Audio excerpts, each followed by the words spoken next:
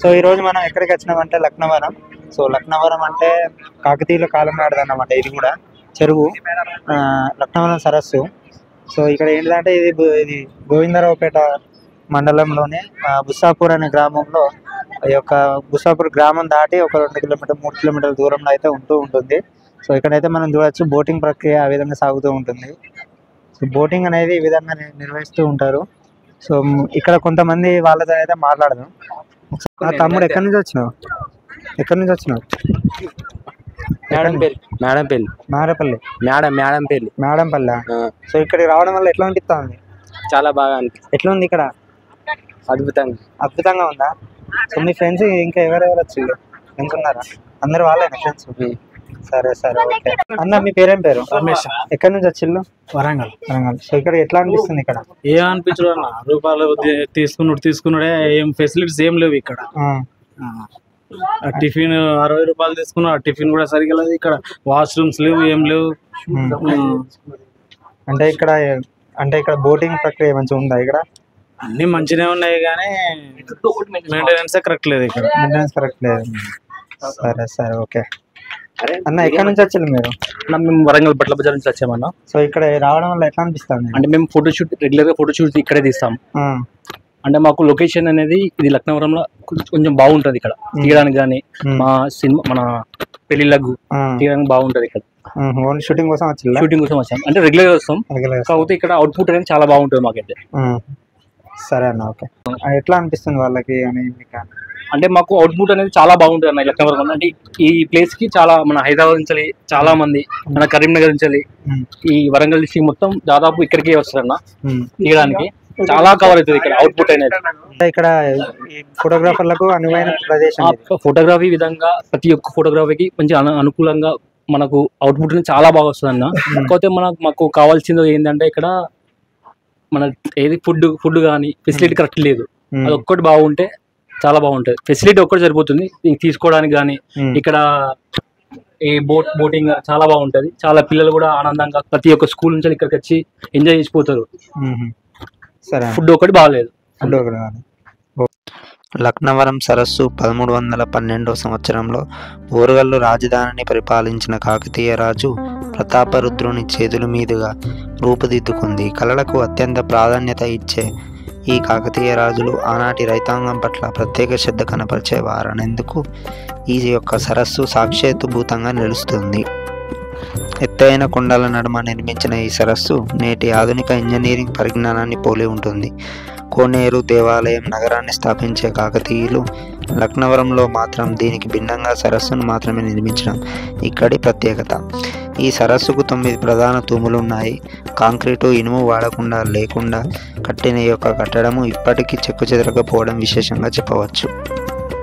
కాకతీయుల కాలం నుండి నేటి వరకు లక్నవరం సరస్సు రైతుల పాలిట వరప్రదాయినిగా ఉంటుంది. 8700 ఎకరాల పంట పొలాలకు సంవత్సరంకు పొడవునా నీరందిస్తుంది. ఈ సరస్సు నిర్మాణం సమయంలోనే సాగునీటి కోసం రంగాపూరు, శ్రీరాంపతి, నరసింహలకోట అనే 4 ప్రధాన కాలువలను నిర్మించారు. ఖమ్మం జిల్లాలోని అటవీ ప్రాంతంలో తట్టు ప్రాంతంలో కురిసిన వర్షాలతో ఈ సరస్సు నిండుతూ ఉంటుంది. 9 ప్రధాన తూముల ద్వారా నీటిని విడుదల చేసి సమీపంలోని సద్దిమడుగు రిజర్వాయర్లో నిల్వ చేస్తారు. అక్కడి నుంచి కాలువల ద్వారా ఆయకట్ట పొలాలకు నీటిని అందిస్తారు.